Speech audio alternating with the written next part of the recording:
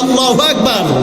বলো তোমার বান্দা যাবে কার দ্বারে জীবনে না করিলাম বন্দেগী,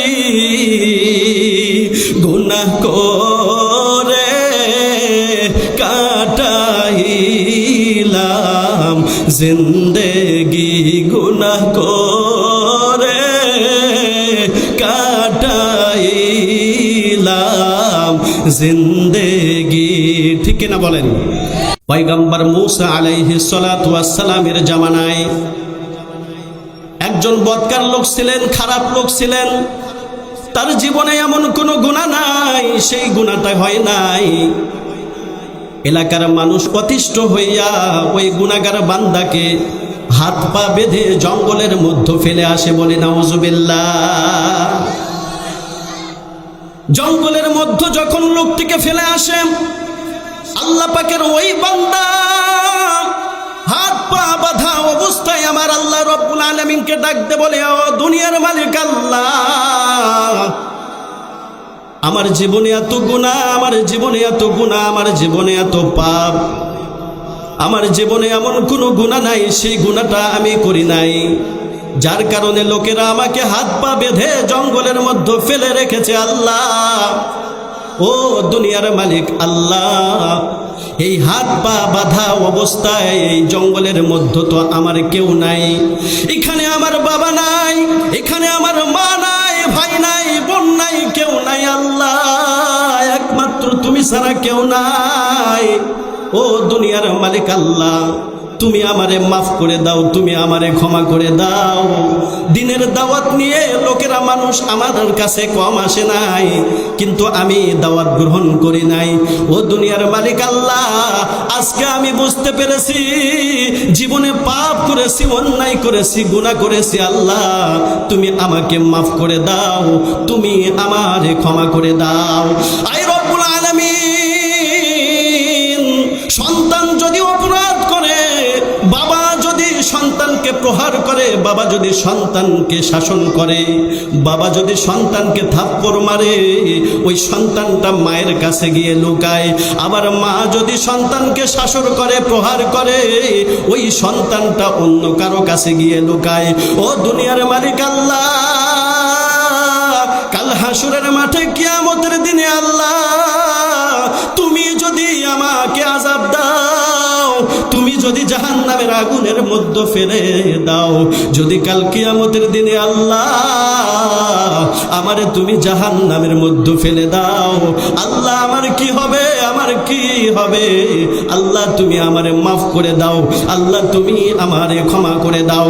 লোকটি যখন চোখের পানি ছেড়ে দিয়ে এই বদকার লোকটা যখন আমার আল্লাহ রব্বুল আলামিনের কাছে তওবা করেছে, আমার আল্লাহ রব্বুল আলামিনের কাছে মাপ চাইছে, এই তওবা করতে করতে করতে লোকটি দুনিয়া ছেড়ে ইন্তিকাল করেছেন। বলে সুবহানাল্লাহ।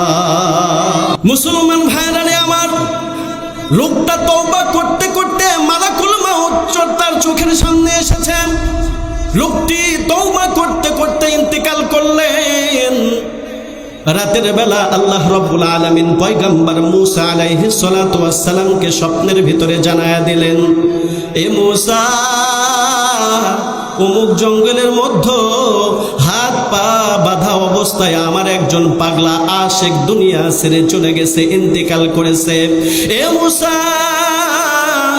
তুমি আগামীকাল ওই লোকটির জানাজার নামাজের ব্যবস্থা করবা, কাফন দাফনের ব্যবস্থা করবা, গোসলের ব্যবস্থা করবা, এবং তোমার লোকদের মাঝে তুমি ঘোষণা করে দাও, ওই আমার ওই পাগলা আশিকের জানাজার নামাজে যারা যারা শরীক হবে, আমি আল্লাহ সুবহানাহু ওয়া তাআলা তার জীবনের সমস্ত গুনাহগুলোকে মাফ করে দিব। জানাজার নামাজে শরীক হলে জীবনের গুনাহ মাফ। পয়গম্বর মূসা এলান করে দিলেন এবং লোকদেরকে বললেন, ভাই একটি এলান শোনো, অমুক জঙ্গলের মধ্যে আল্লাহ রাব্বুল আলামিনের একজন পাগলা আশিক দুনিয়া ছেড়ে চলে গেছে রে। ওই পাগলা আশিকের জানাজার নামাজ যারাই শরীক হবে, আল্লাহ রাব্বুল আলামিন ঘোষণা দিয়েছেন তার জীবনের সমস্ত গুনাহ আল্লাহ রাব্বুল আলামিন মাফ করে দিবেন। পরের দিনে সকালবেলা লোকেরা দলে দলে জানাজার নামাজ পড়ার জন্য রওনা হয়েছেন। লোকেরা একজন অপরজনকে বলতেছেন, যেই লোকটার জানাজার নামাজ পড়লে জীবনের গুনাহ মাফ, সেই লোকটার জানাজার নামাজ আমরা না পড়া বাড়িতে যাব না। সবাই রওনা দিয়েছেন জানাজার নামাজ পড়ার জন্য। মুসলমান ভাইরা রে আমার, জানাজার নামাজ হয়ে গেল। জানাজার নামাজ হওয়ার পর সমস্ত লোকগুলো এবার পয়গম্বর মূসা আলাইহিস সালাতু ওয়াস সালামকে ডাক দে বলে, ও পয়গম্বর মূসা, যেই লোকটার জানাজার নামাজ পড়লে জীবনের গুনাহ মাফ, যেই লোকটার জানাজার নামাজ পড়লে জীবনের গুনাহ মাফ, আল্লাহ রাব্বুল আলামিন জীবনের গুনাহ ক্ষমা করে দিবে, এই লোকটা কোন লোক? এই লোকটাকে না দেখে আমরা কেউ বাড়িতে যাব না। পয়গম্বর মূসা এবার ওই লোকটির মুখ থেকে কাপড়টা সরাইলেন, কিন্তু আশ্চর্যের বিষয়, এলাকার লোকজন দেখতে পেল এই লোকটা তো সেই লোক যেই লোকটার গুনার কারণে অতিষ্ঠ হইয়া মানুষ হাত পা বেঁধে গত কয়েকদিন আগে এই জঙ্গলের মধ্যে ফেলে রেখেছিল। একজন নাফরমান বান্দা, একজন গুনাহগার বান্দা, একজন পাপী বান্দা কিভাবে তার জানাজার নামাজ পড়লে তার জীবনের গুনাহ মাফ হয়ে যায়? লোকেরা আশ্চর্য হয়ে গেছে। পয়গম্বর মূসা আলাইহিস সালাতু ওয়াস সালামকে ডাক দিয়ে বলতেছেন, এ মূসা, এটা কিভাবে সম্ভব? এটা কিভাবে সম্ভব? তোমার রবের কাছ থেকে তুমি জেনে নাও। পয়গম্বর মূসা আলাইহিস সালাতু ওয়াস সালাম আল্লাহ রাব্বুল আলামিনকে ডাক দিয়েছেন।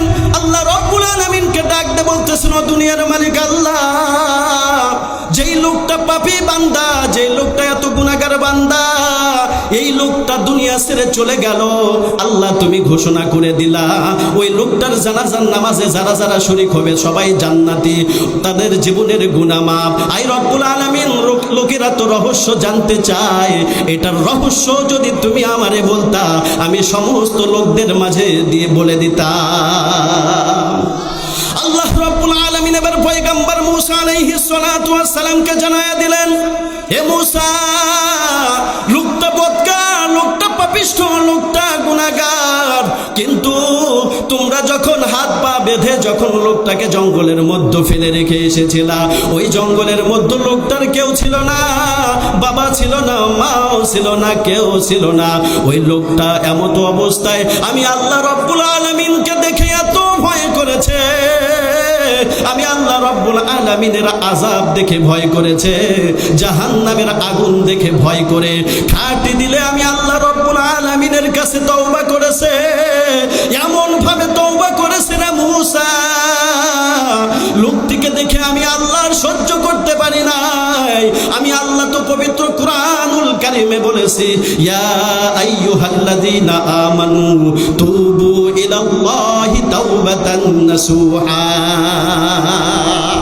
যদি কোনো ব্যক্তি নিজের ভুলকে স্বীকার করে লজ্জিত হইয়া খাটি দিলেন আল্লাহ রাব্বুল আলামিনের দরবারে তওবা করে, এমন তওবা করে, তওবাতুন নাসুহা করে, আমার আল্লাহ রাব্বুল আলামিন ঘোষণা করে দেয় ওই বান্দার জীবনের সমস্ত গুনাহ আল্লাহ মাফ করে দিয়ে তাকে নিষ্পাপ বানায়া দেয়।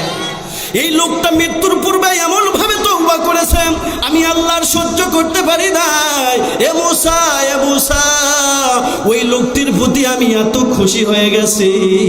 ওই লোকটি শুধু নিজের জন্য না, ওই লোকটা যদি সমস্ত মানুষের জন্য তওবা করত, সমস্ত মানুষের জন্য যদি মাপ চাইতো, আমি আল্লাহ ওই লোকটির প্রতি খুশি হইয়া, ওই পাগলা আশিক বান্দার প্রতি খুশি হইয়া সমস্ত মানুষকে মাফ করে দিতাম। বলে সুবহানাল্লাহ। আল্লাহ রাব্বুল আলামিন ইচ্ছা করলে গুনাহগার বান্দাকে মাফ করে দিতে পারেন কি পারেন না? এই জীবনে না করিলাম বন্দেগী, গুনাহ করে কাটাইলাম জিন্দেগি, গুনাহ করে কাটাইলাম জিন্দেগি। ঠিক কিনা বলেন? তওবা করে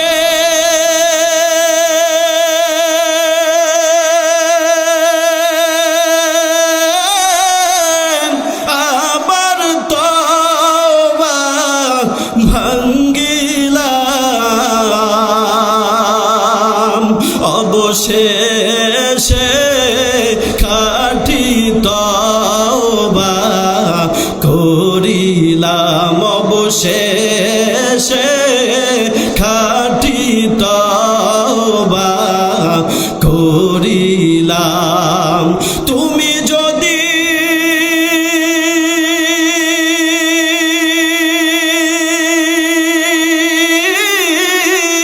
মাফ না করো আল্লাহ বান্দারে, বলো তোমার বান্দা যাবে কার দ্বারে, বলো তোমার বান্দা যাবে কার দ্বারে। সকলের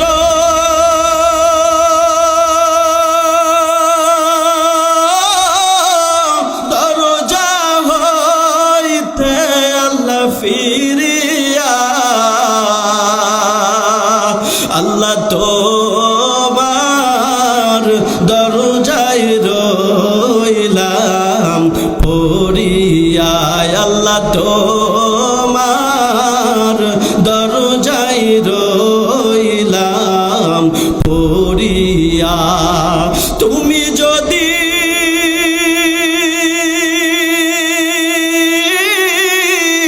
মাফ না করো আল্লাহ বান্দারে,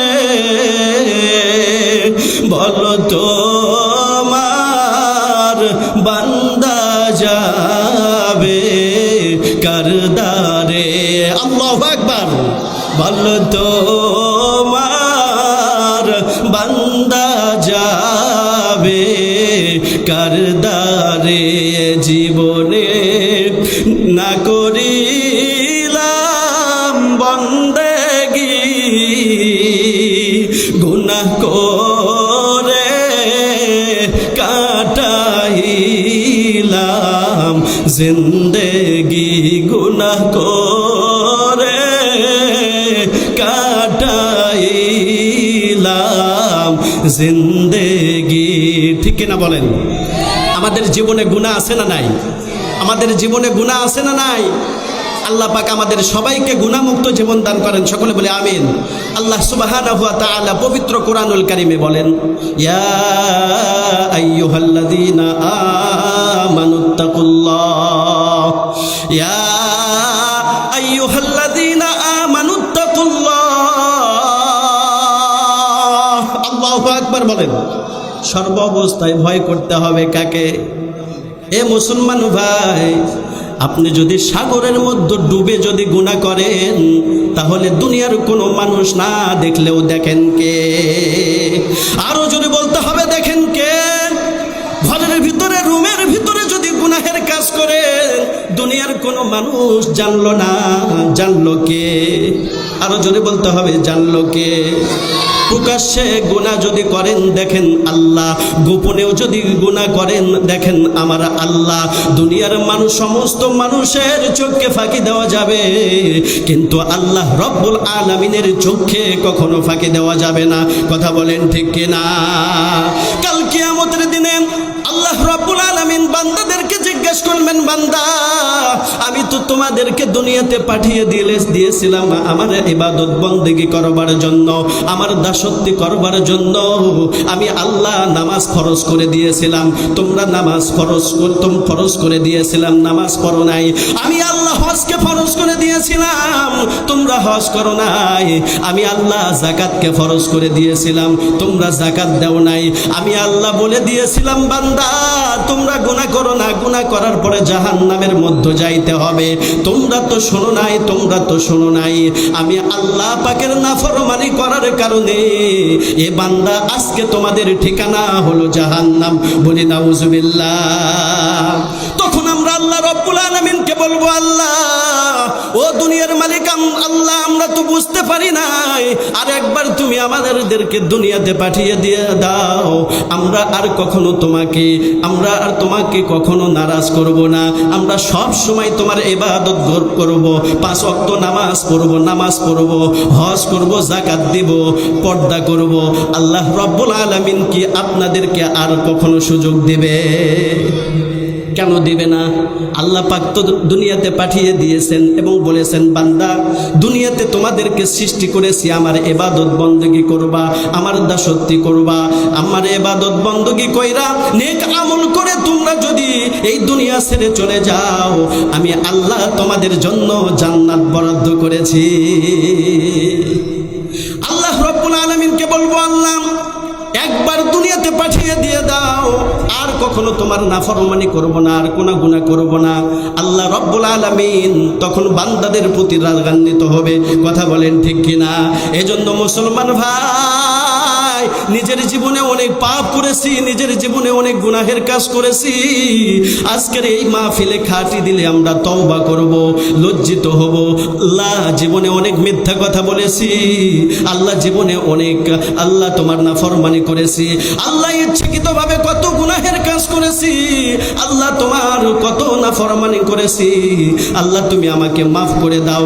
এই মুসলমান ভাই, গভীর রজনীতে উঠা 2-4 রাকাত তাহাজ্জুদের নামাজ আদায় কইরা আপনি আমি যদি খাটি দিলে আল্লাহ রব্বুল আলামিনের কাছে মাপ চাই, বলেন তো আল্লাহ রব্বুল আলামিন আমাদেরকে ক্ষমা করবেন কি করবেন না? মাপ চাইতে পারবো তো ইনশাআল্লাহ? 5 ওয়াক্ত নামাজ পড়বো তো ইনশাআল্লাহ?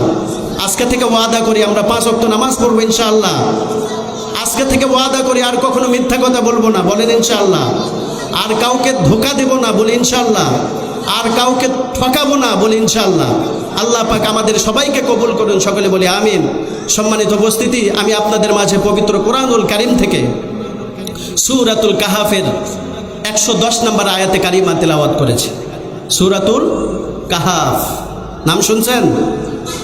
নাম অনেকে শোনেই নাই, শুনবেন কিভাবে?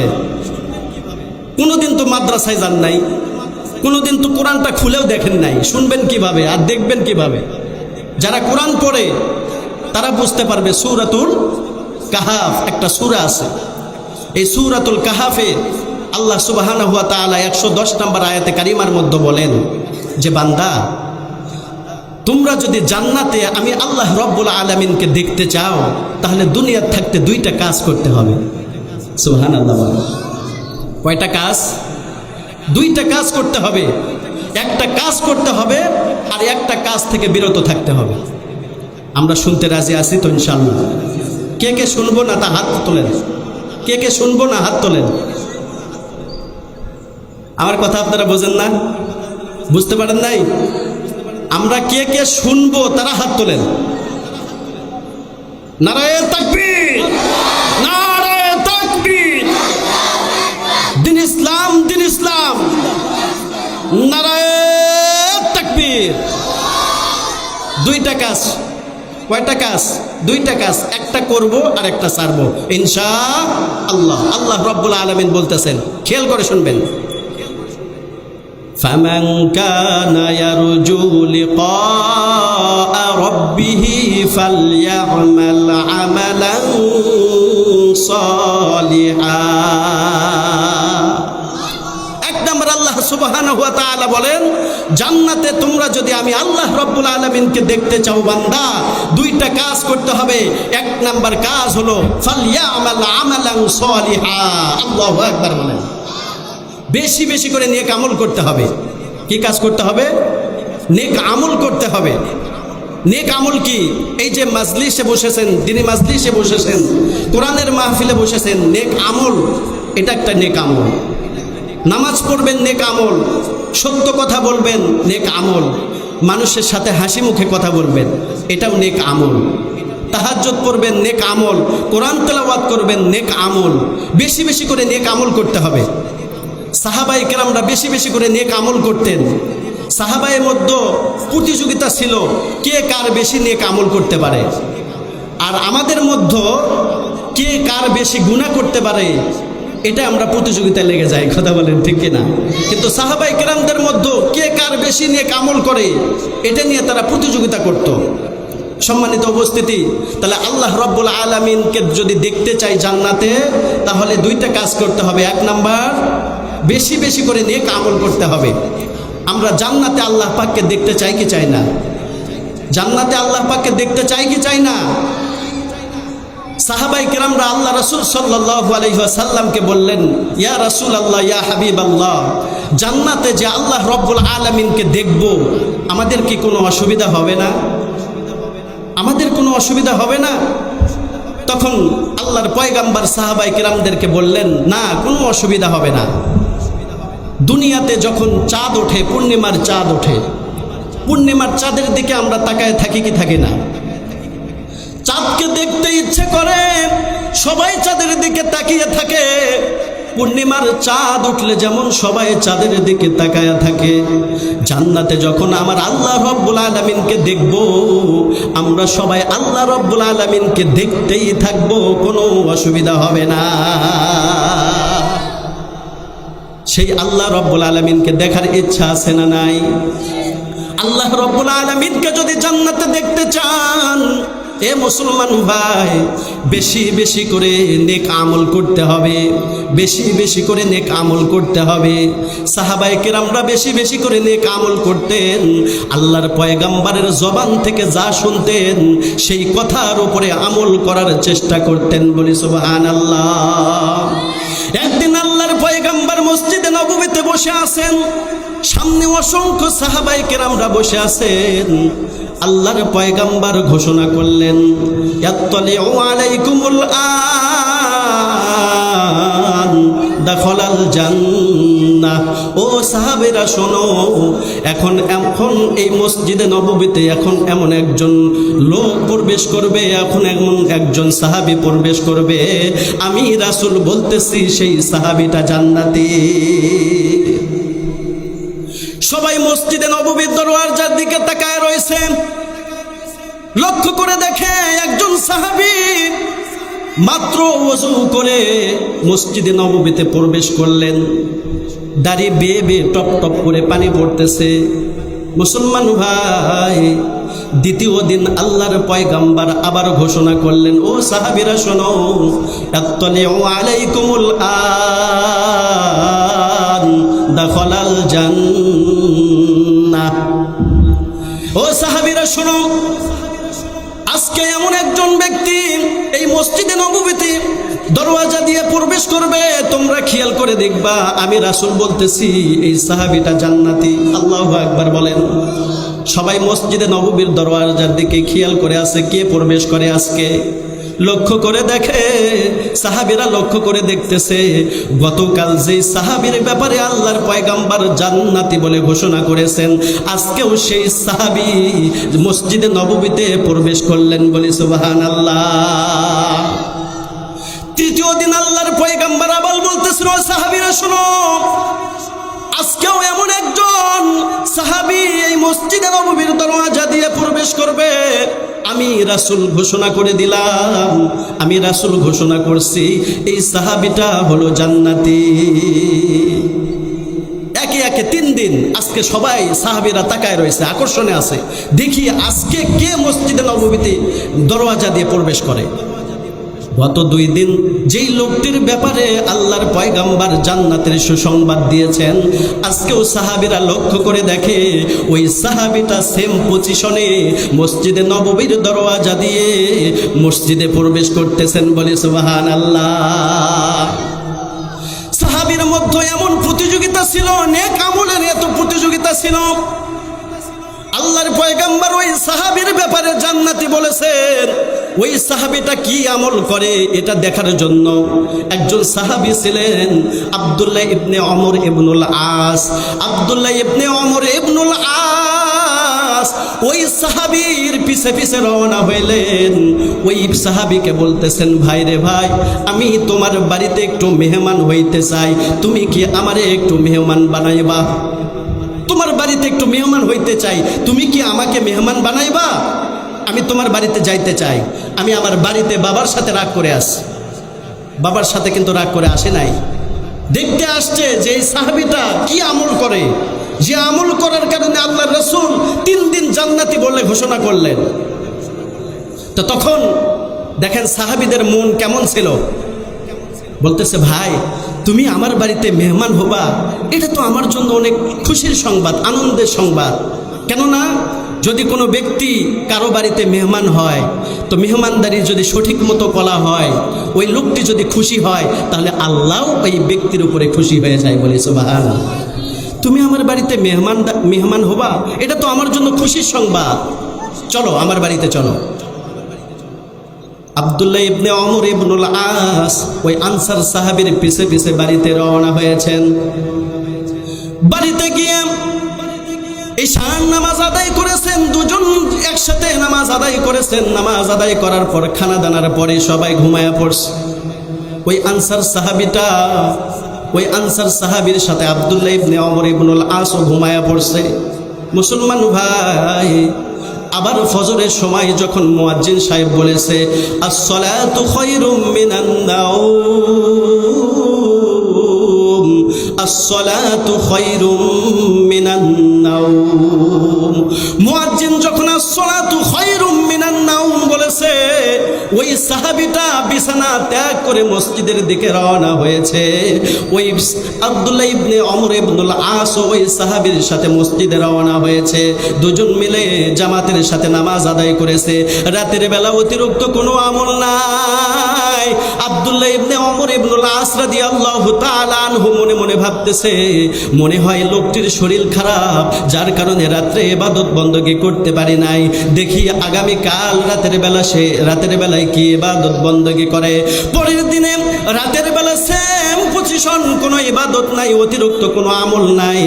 একে একে একদিন, 2 দিন, 3 দিন পর বলতেছে আব্দুল্লাহ ইবনে ওমর ইবনুল আস রাদিয়াল্লাহু তাআলা আনহু বলতেছে, ভাই আমি তোমার বাড়িতে মেহমান হয়ে এসেছিলাম, এই কারণে মেহমান হয়েছিলাম। আল্লাহর রাসূল তোমাকে 1 দিন নয়, 2 দিন নয়, 3 দিন বলেছে, তোমার ব্যাপারে বলেছে তুমি জান্নাতি। তুমি কি আমল করেছো, তুমি কি আমল করো? এ ভাই, তোমার এই আমলটা দেখার জন্য আমি তোমার বাড়িতে মেহমান হয়েছিলাম, কিন্তু গত 3 দিন ধরে আমি লক্ষ্য করে দেখতেছি তোমার ভিতরে অতিরিক্ত কোনো আমল নাই। আমিও খানা খাই, তুমিও খানা খাও, আমিও নামাজ পড়ি, তুমিও নামাজ পড়ো, আমিও রাতের বিছানায় ঘুমায়া গিয়ে জিকির করি, তুমিও একটু জিকির করো। অতিরিক্ত তো কোনো তোমার ভিতরে কোনো আমল নাই।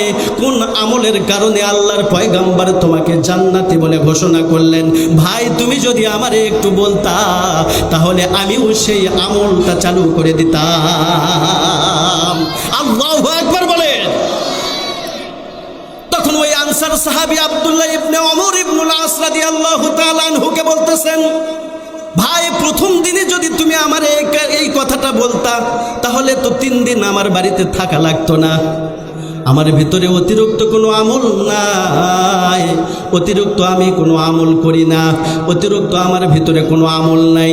তবে হ্যাঁ, আমার ভিতরে 2টা জিনিস আছে, আমি 2টা জিনিস, এই 2টা আমল করি, যার কারণে আল্লাহর পয়গম্বর মনে হয় আমার ব্যাপারে জান্নাতি বলে ঘোষণা করেছেন। আব্দুল্লাহ ইবনে ওমর ইবনুল আস রাদিয়াল্লাহু তাআলা আনহু এবার ওই আনসার সাহাবীকে বলতেছেন, ভাই আর দেরি করো না, আর দেরি করো না, তোমার ভিতরে যে দুইটা গুণ আছে, তুমি দুইটা গুণ, সেই দুইটা গুণ তুমি আমারে তাড়াতাড়ি বলো। তুমি যদি এই দুইটা গুণ আমারে বলো, ওই দুইটা গুণ আমিও করব, সেই আমলটা আমিও করব। তখন ওই আনসার সাহাবী আব্দুল্লাহ ইবনে ওমর ইবনুল আস রাদিয়াল্লাহু তাআলা আনহুকে বলেন, ভাই ভাই শোনো, আমার জীবনে এক নাম্বার আমল হলো, আমার জীবনে আমি কখনো কোনো মানুষকে ধোঁকা দেই নাই। আল্লাহু আকবার বলেন। আমার জীবনে আমি কখনো কোনো মানুষকে কি দেই নাই? ধোঁকা দেই নাই। ধোঁকাবাজ আমাদের সমাজের ভিতরে আছে না নাই? ধোঁকাবাজ আমাদের সমাজের ভিতরে আছে না নাই? ধোঁকা দিয়ে বাংলাদেশ থেকে সৌদি আরবে লোক নিয়ে যায়, ধোঁকা দিয়ে বাংলাদেশ থেকে কাতারে নিয়ে যায়, দুবাই নিয়ে যায়, মালয়েশিয়া নিয়ে যায়। বলি যে তোমার অমুক চাকরি, তোমার মাসের বেতন হবে 2 লাখ, তোমার মাসের বেতন হবে 1.5 লাখ। ওখানে গিয়ে ওই দালাল আর ফোনে রিসিভ করে না। কথা কোন ঠিক কিনা? এই গত কয়েকদিন আগে আমি কাতার সফর করে এসেছি, আমি বাহরাইন সফর করে এসেছি।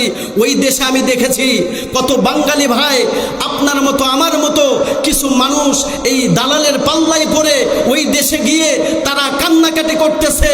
খাবারের টাকা নাই, তারা ঘুমাবে কোথায়, রুম নাই। দালালকে ফোন করলে দালাল ওই ফোন তো রিসিভ করে না, উল্টো আরো ওই ফোনটা ব্ল্যাক লিস্টে রেখে দেয়। বলে নাউজুবিল্লাহ। এমন দালাল আছে না নাই? আপনাদের এলাকায় মনে হয় নাই?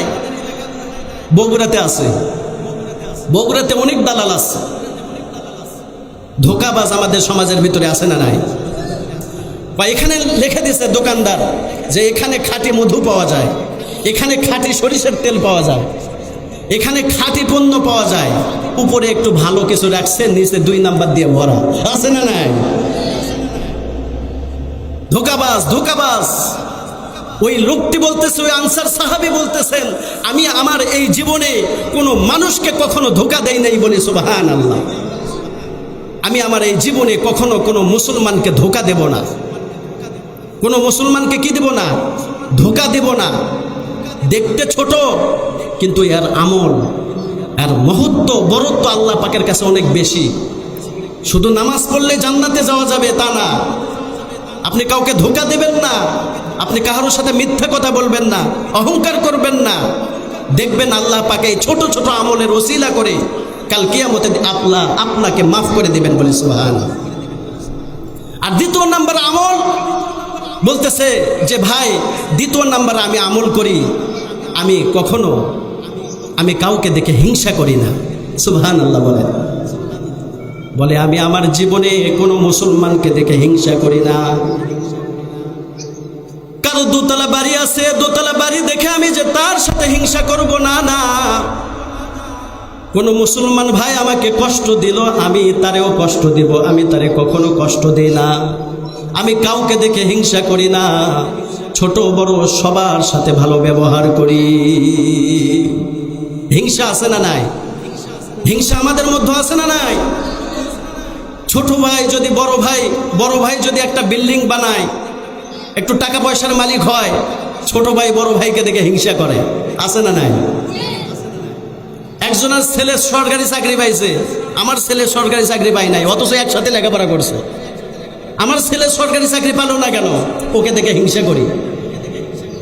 এই এলাকার মধ্যে মাদ্রাসা হয়েছে, আমি মাদ্রাসা করতে পারলাম না, অনেক দিন ধরে চেষ্টা করতেছি, মাদ্রাসা করতে পারি নাই। এই মাদ্রাসার হুজুরদের দেখে হিংসা করা। আছে না নাই? আপনাদের এলাকায় মনে হয় নাই? আছে, আমাদের এলাকায় আছে। মানে কারো কোনো ভালো কিছু দেখতেই পায় না, চুলকানি শুরু হয়ে যায়। কথা বলেন ঠিক কিনা? একজন মানুষ করে খাচ্ছে, হালাল রুজি রোজগার করতেছে, তার পিছে কিভাবে লাগা যায়, মানে আঠার মতো লেগে থাকে, তাকে দেখে হিংসা করে। আছে না নাই? আব্দুল্লাহ ইবনে ওমর ইবনুল আস রাদিয়াল্লাহু তাআলা আনহুকে বলতেছেন, ভাই আমার জীবনে 2টা আমল করি। 1 নাম্বার আমল হলো আমি কখনো কাউকে ধোঁকা দেই না। আর 2 নাম্বার আমল হলো আমি কখনো কাউকে দেখে হিংসা করি না। হিংসা করব? দেখতে ছোট, কিন্তু এর অনেক ফজিলত, অনেক আল্লাহ পাকের কাছে অনেক বড়ত্ব এর। আমরা কাউকে দেখে হিংসা করব না, ইনশাআল্লাহ বলেন। একজনের ছেলে হাফেজ হচ্ছে, একজনের ছেলে কোরআনের হাফেজ হচ্ছে, আলেম হচ্ছে, তাকে দেখে যে আমরা হিংসা করব, মনের মতো হিংসা নিয়ে আসা যাবে না। আমরা আরও তাকে উৎসাহ দেব ইনশাআল্লাহ। বলেন। বলে ভাই আমার জীবনে আমি কখনো কাউকে দেখে হিংসা করি নাই, আমি কখনো কাউকে ধোঁকা দেই নাই, যার কারণে আল্লাহর পয়গম্বর আমার ব্যাপারে জান্নাতের সুসংবাদ দিয়েছেন।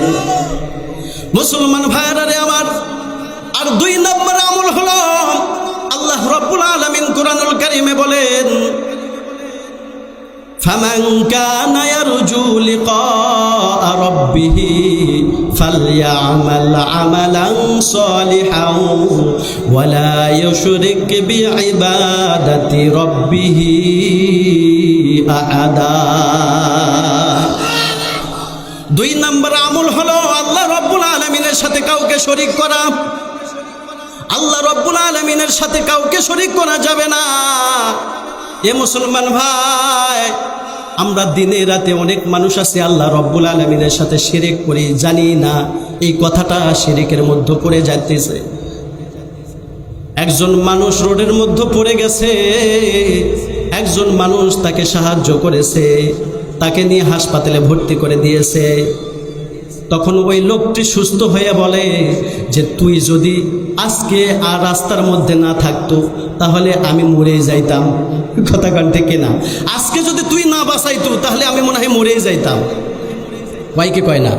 বাঁচানোর মালিক কে? আরো জোরে বলতে হবে, বাঁচানোর মালিক কে? আর আমরা বলতেছি কি যে ভাই তুমি যদি না থাকতা তাহলে আমি মনে হয় মরে যাইতাম, তুমি যদি চাকরিটা না নিয়ে দিতা তাহলে মনে হয় আমার পেটে ভাত যাইতো না। রিজিকের মালিক কে?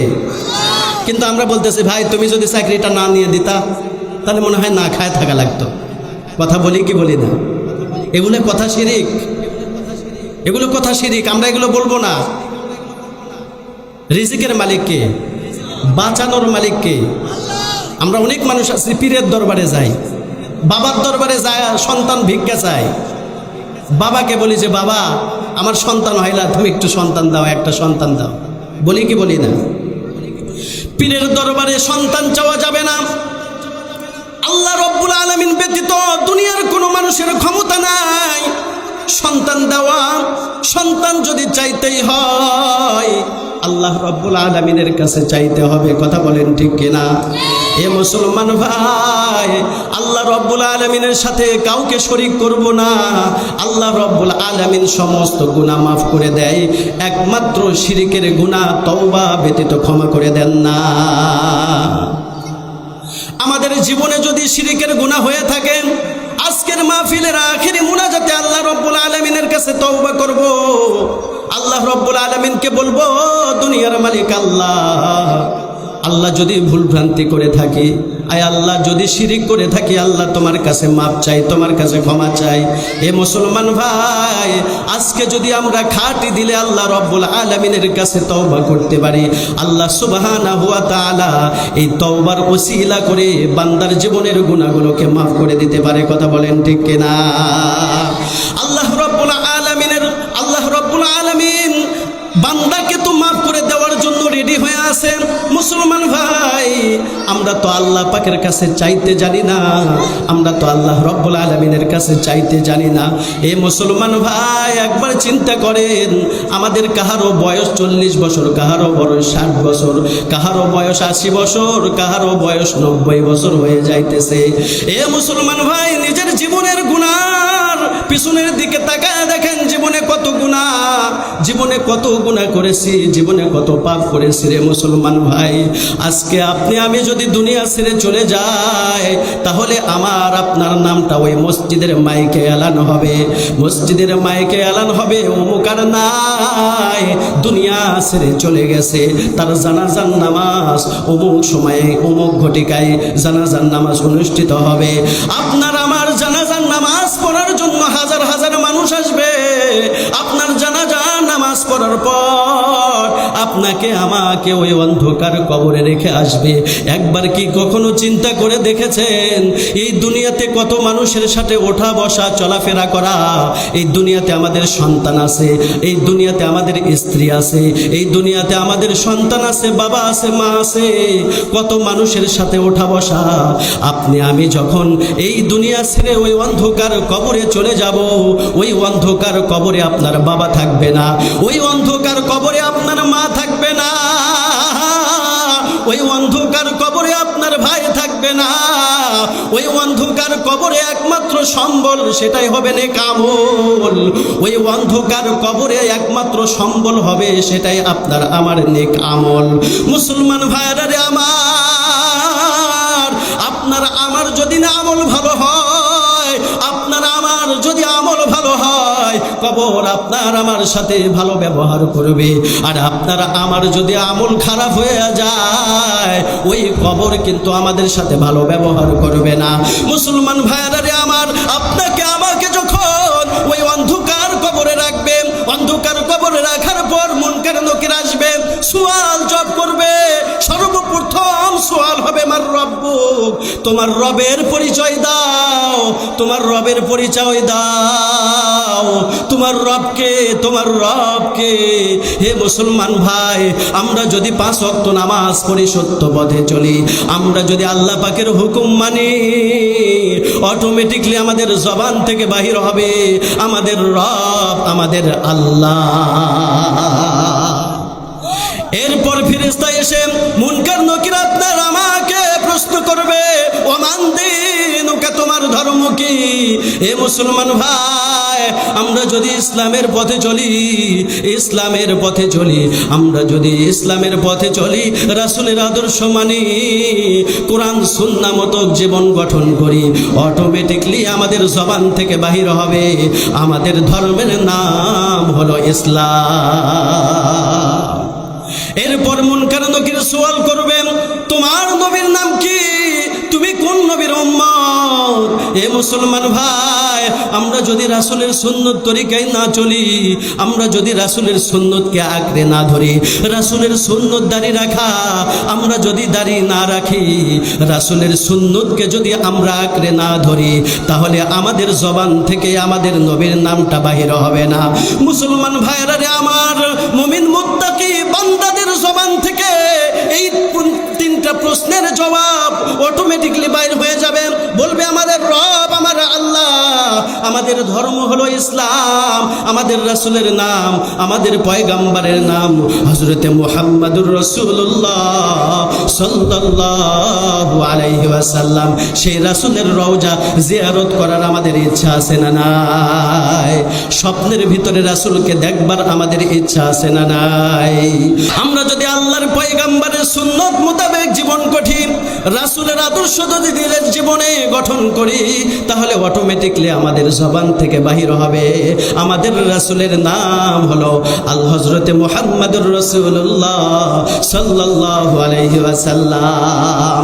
মুসলমান ভাইরা রে আমার, আর যদি আপনি আমি যদি রবের নাফরমানি করি, ইসলামের বিরোধিতা করি, আমরা যদি ইসলামের বিরুদ্ধে চলি, কোরআন যদি অপমান করে, কোন নাস্তিক বেঈমান যদি কোরআনের উপর আঘাত হানে, আপনি আমি যদি এই আল্লাহ পাকের জন্য আমার রবের নাফরমানি করি, আমার রবকে আমাদের জবান থেকে বাহির হবে না।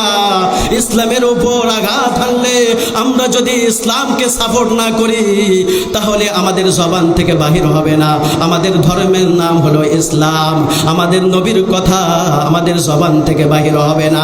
সঙ্গে সঙ্গে আমার আল্লাহ রব্বুল আলামিন ফেরেশতাকে ডাক দিয়ে বলবো, ফেরেশতা, আমার ওই নাফরমান বান্দা, আমি রবের নাম, আমার রবের পরিচয় জানে না, রাসূলের পরিচয় জানে না, তার ধর্মের পরিচয় জানে না। এ ফেরেশতা যাও যাও, জাহান্নামী পোশাক তার শরীরে পরিধান করে দাও, বলি নাউজুবিল্লাহ। ফেরেশতা এবার ওই মানুষকে জাহান্নামী পোশাক পরিধান করবে। আমার আল্লাহ রব্বুল আলামিন বলবে, ও ফেরেশতা, জাহান্নামে পোশাক পরিধান করে দিয়েছো, শুধুই তাই নয়, জাহান্নাম থেকে একটা রাস্তা তৈরি করে দাও। ওই কবর পর্যন্ত জাহান্নাম থেকে একটা রাস্তা তৈরি করে দাও। জাহান্নাম থেকে ফেরেশতারা কবর পর্যন্ত রাস্তা তৈরি করে দিবে। কাল কিয়ামত পর্যন্ত আল্লাহ পাকের ওই নাফরমান বান্দাটা জাহান্নামের আযাবের শাস্তি ভোগ করতে থাকবে, বলি নাউজুবিল্লাহ। এ মুসলমান ভাই, আর আমরা যদি রবের পরিচয় জানি, আমাদের ধর্মের পরিচয় জানি, আমরা যদি রাসূলের পরিচয় জানি, আল্লাহ রব্বুল আলামিন আপনার প্রতি খুশি হবে, আমার প্রতি খুশি হবে, সবার প্রতি খুশি হবে। আল্লাহ রব্বুল আলামিন ফেরেশতাকে ডাক দিয়ে বলবে, ও ফেরেশতা, আমার ওই বান্দাটা সত্য বলেছে, সত্য বলেছে, যাও যাও, জান্নাত থেকে পোশাক এনে আমার ওই বান্দার শরীরে পরিধান করে দাও। ফেরেশতা এবার জান্নাত থেকে জান্নাতি পোশাক পরিধান করে দেবে। আল্লাহ রব্বুল আলামিন ফেরেশতাকে বলবে, ফেরেশতা, পোশাক তো পরিধান করে দিয়েছো, তার বিছানাটা তো মাটির উপর, কাদা মাটি কাদা মাটি, তার কবরটারে জান্নাতি বিছানা বিছায়া দাও। আল্লাহু আকবার বলেন। ফেরেশতা এবার জান্নাত থেকে জান্নাতি পোশাক নিয়ে এসে আল্লাহ পাকের ওই মুমিন মুত্তাকি বান্দার কবরের মধ্যে বিছানা বিছায়া দেবে, জান্নাতের বিছানা বিছায়া দেবে। আল্লাহ রব্বুল আলামিন ফেরেশতাকে বলবে, ও ফেরেশতা, শুধুই তাই নয়, জান্নাত থেকে একটা রাস্তা তৈরি করে দাও, রাস্তা তৈরি করে দাও, তার কবর পর্যন্ত রাস্তা তৈরি করে দাও। কাল কিয়ামত পর্যন্ত জান্নাতের নাজ নিয়ামত ভক্ষণ করতে থাকবে, বলি সুবহানাল্লাহ। মুসলমান ভাইরা রে আমার, যদি কবরের মধ্য থেকে জান্নাতের নাজ নিয়ামত ভক্ষণ করতে চান, তাহলে শুধু নিজে নিজে নামাজ পড়বেন, শুধু নিজে নিজে নামাজ পড়ে জান্নাতে যাবেন তা হবে না। আল্লাহ রাসূল তো বলেছেন, তোমরা নিজে জাহান্নামের আগুন থেকে বাঁচো, আহাল পরিবারদেরকে জাহান্নামের আগুন থেকে বাঁচাও। কথা বলেন ঠিক কিনা? নিজে নিজে আমল করবেন আর জান্নাতে যাবেন তা হবে না। আপনার একটা ছেলে গাঞ্জা খায়, আপনার একটা ছেলে মাস্তানি করে, আপনার একটা ছেলে সন্ত্রাসী করে, আপনার একটা ছেলে 5 ওয়াক্ত নামাজের ভিতরে 1 ওয়াক্ত নামাজ পড়ে না, আপনার একটা ছেলে আল্লাহ পাকের নাফরমানি করে বেড়ায়, মানুষদেরকে ক্ষতি করে বেড়ায়, কিন্তু ওই ছেলেকে কখনো আপনি বলেন নাই, বাবা তুমি একটু মাদ্রাসায় যাও, মাদ্রাসায় গিয়ে কোরআন শিক্ষা করো, নামাজটা শেখো, সূরা কেরাতটা সহি শুদ্ধভাবে শেখো। এ মুসলমান ভাই, দুনিয়াতে যদি বদকার সন্তান রেখেন, আপনি মা আপনি বাবা যদি অন্ধকার কবরে চলে যান, কাল কিয়ামতের দিনে এই সন্তান আল্লাহ রব্বুল আলামিনের কাঠগড়ায় দাঁড়াবে আর বলবে, আল্লাহ, দুনিয়াতে আমি নামাজ পড়ি নাই, আমার বাবা আমাকে নামাজ পড়ার কথা বলি নাই, দুনিয়াতে আল্লাহ ইসলামের পথে চলি নাই, আবার বাবা মা আমাকে কখনো শাসন করে নাই, দুনিয়াতে আমি নাফরমানি করেছি, আল্লাহ দিন কি আমি বুঝি না, কোরআন কি আমি বুঝি নাই, আমার বাবা মা আমাকে কখনো মক্তবে পাঠায় নাই, আমার বাবা মা আমাকে কোরআনের শিক্ষায় শিক্ষিত করে নাই। আজকে যদি আমি সন্তানকে জাহান্নামে যদি দিতে চাও, তাহলে আল্লাহ তোমার কাছে আরজি, আমি সন্তানকে জাহান্নামে দেওয়ার আগে আমার বাবা মাকে জাহান্নামে দিয়ে দাও, বলি নাউজুবিল্লাহ। সন্তান আল্লাহ পাকের আদালতে কাঠগড়ায় দাঁড়াবে, আল্লাহকে বলবে, আল্লাহ আমি নামাজ পড়ি নাই, আমার বাবা কোনোদিন বলে নাই যে বাবা তুমি মসজিদে যাও, আমি কোরআন শিখি নাই, কোনোদিন আমার বাবা মা বলে নাই যে তুমি একটু কোরআন শেখার জন্য মাদ্রাসায় যাও, আমি মদ খাইছি, ফেন্সিডিলের ব্যবসা করছি, আমি কত মানুষকে খুন করেছি, কত মানুষের শরীরে আঘাত করছি, আমার বাবা কখনো আমাকে শাসন করে নাই। আজকে আমাকে জাহান্নামে দেওয়ার আগে আমার বাবা মাকে জাহান্নামে দাও, বলে নাউজুবিল্লাহ। কত ভয়ঙ্কর হবে সেদিন সন্তান। বদকার সন্তান যদি রেখে যান, কাল কিয়ামতের দিনে বদকার সন্তান আপনি বাবা মার নামে নালিশ করবে।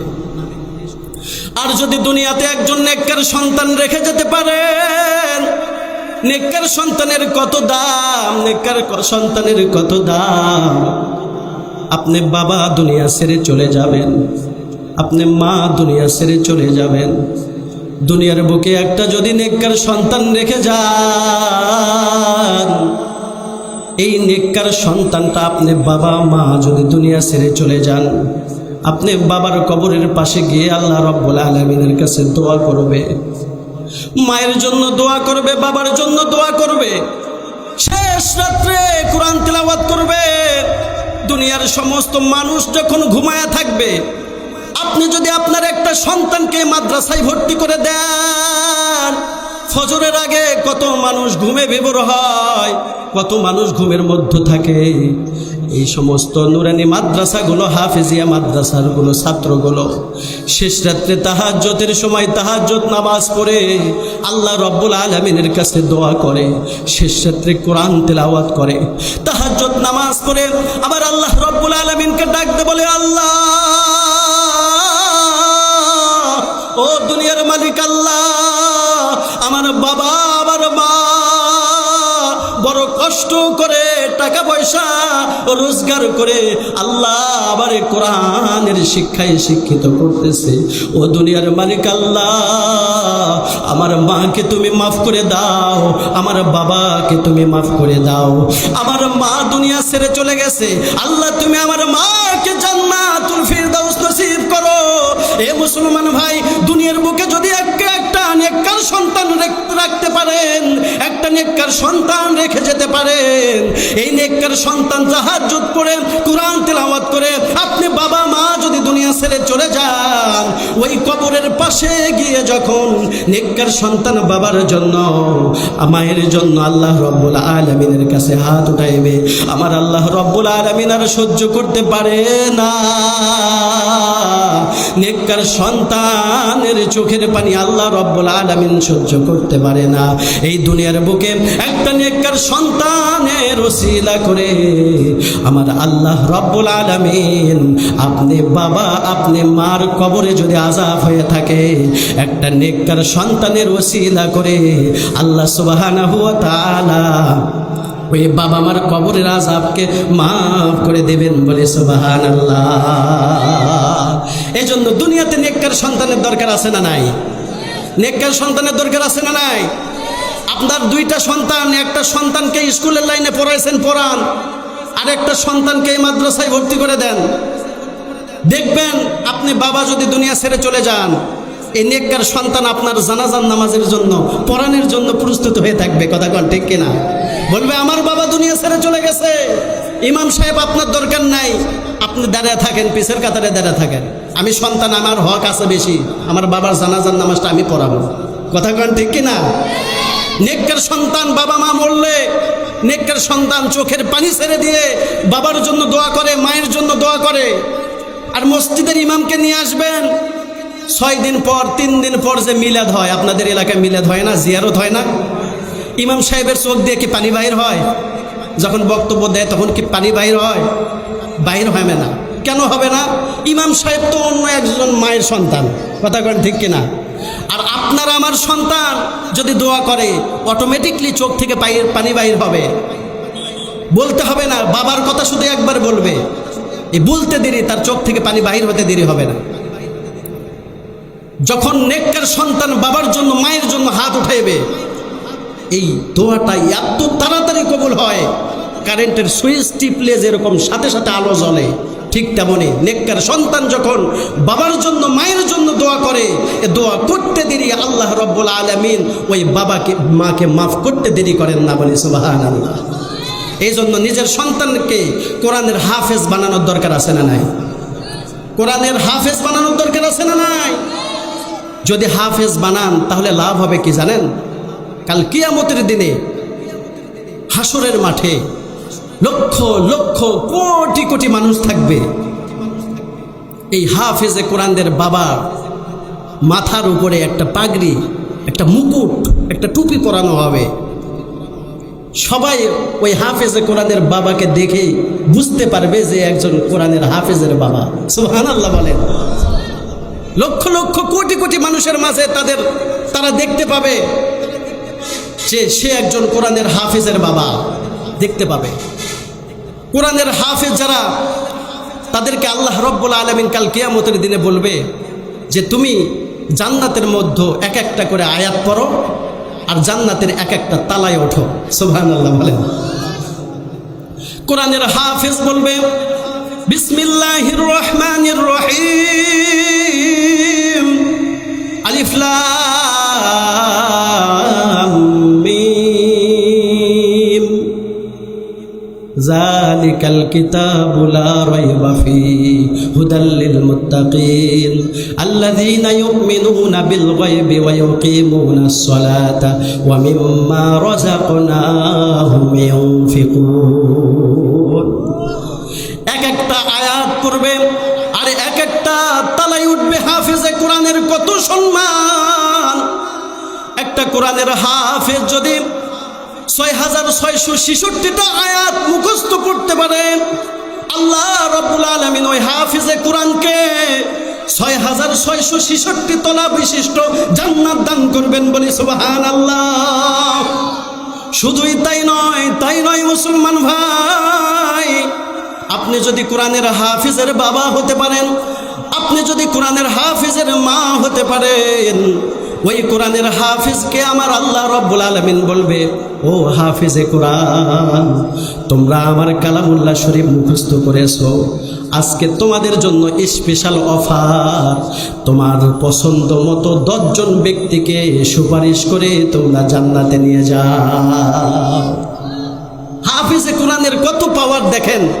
10 জন ব্যক্তিকে সুপারিশ করার তার ক্ষমতা থাকবে। সে 10 জন ব্যক্তিকে সুপারিশ করে আল্লাহ পাকের বানানো জান্নাতে নিয়ে যাবে বলে সুবহানাল্লাহ। হাফেজে কোরআন এবার আল্লাহ রব্বুল আলামিনকে বলবে, আল্লাহ আমি পড়তে পারি না, আমার বাবা গরিব ছিল, আমার মা পরের বাড়িতে কাজ করে আমারে কোরআনে হাফেজ বানাইছে।